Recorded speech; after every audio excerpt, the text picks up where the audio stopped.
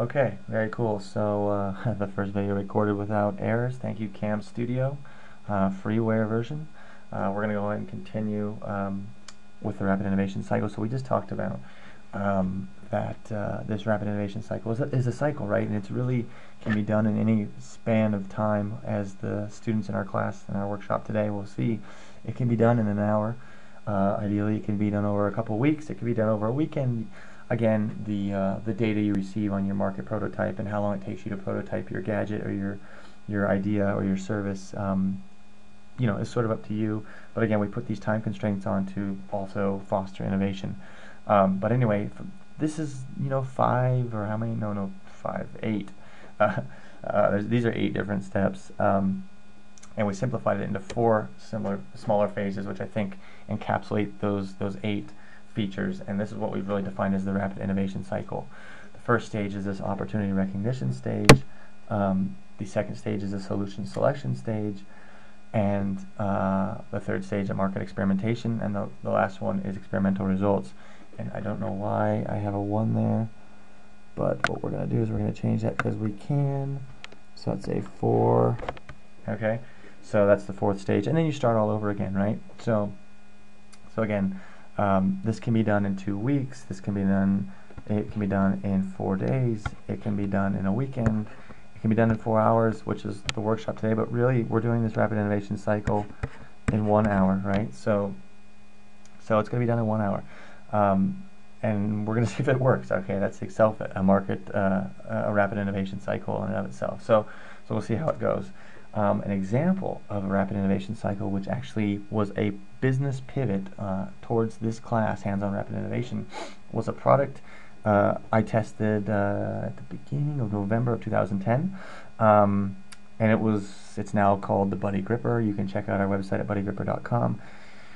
But the opportunity recognition was that I had a problem. I landed in Spain, and I wanted to take advantage of all the touristy things to do, but I obviously was going off my American way solo many times, and I wanted to travel, and I wanted to take a photo of myself in front of a landmark or in a park or something like that to say, hey, I was there.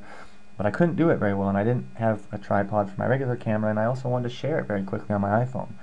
So what did I do? I made a prototype, which was basically a suction cup on the back of a piece of plastic.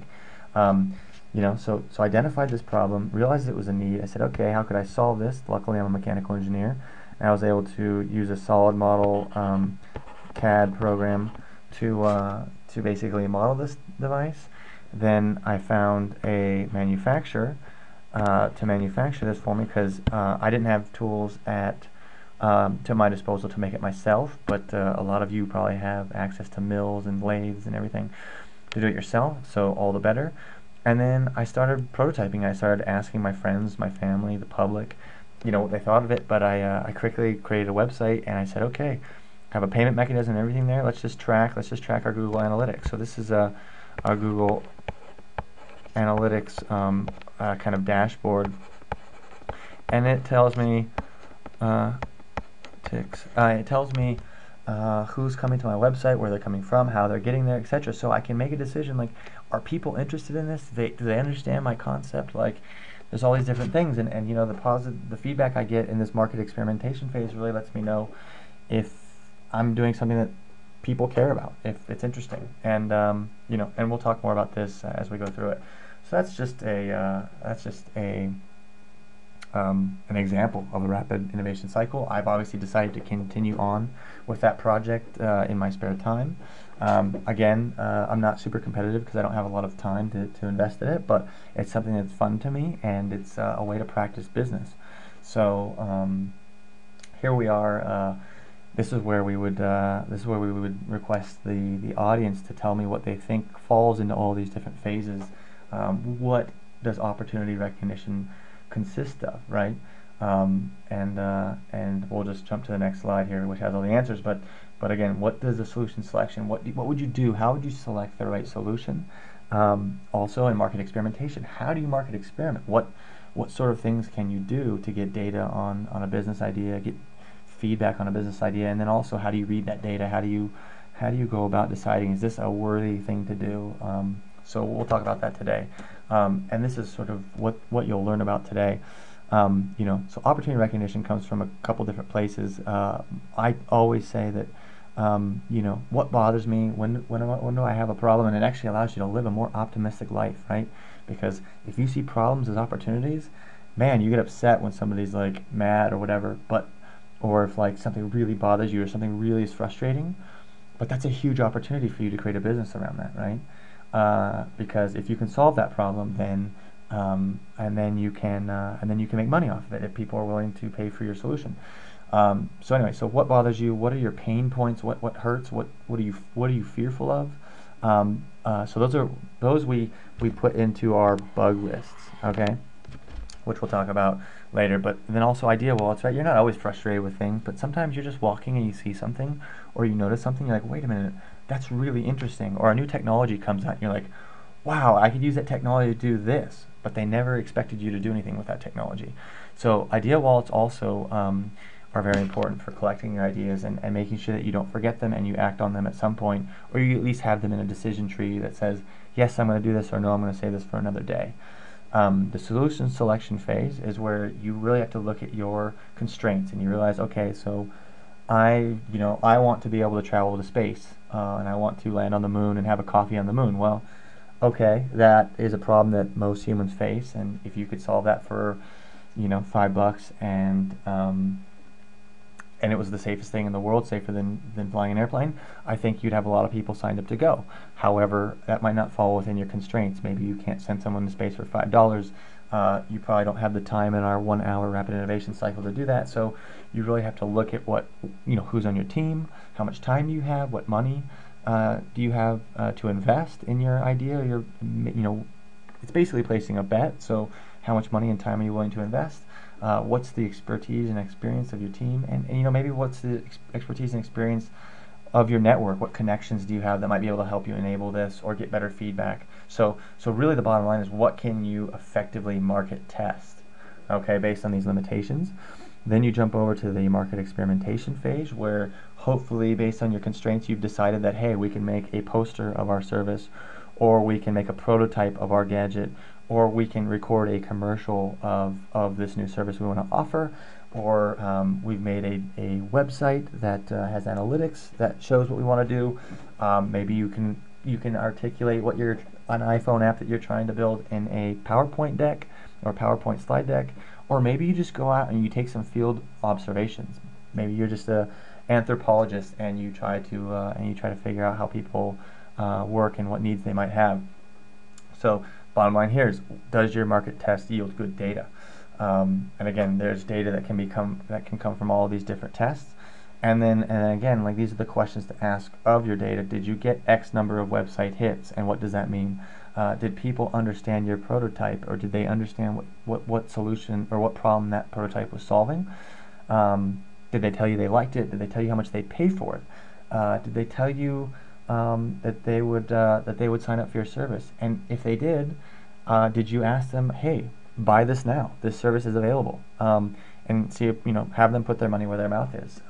With that BuddyGripper, we made some of these parts, and I said, how much would you buy it for? And they said, oh, I'd buy it for 20. I said, okay, here it is, $20, it's yours.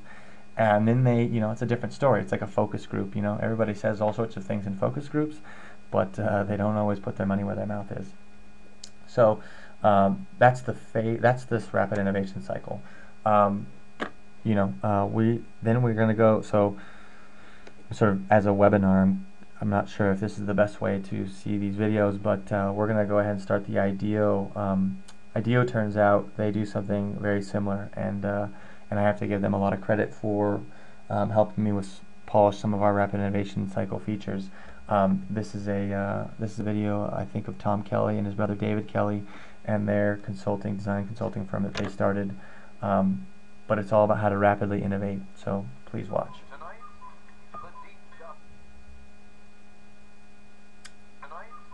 the deep dive. One company's secret weapon for innovation.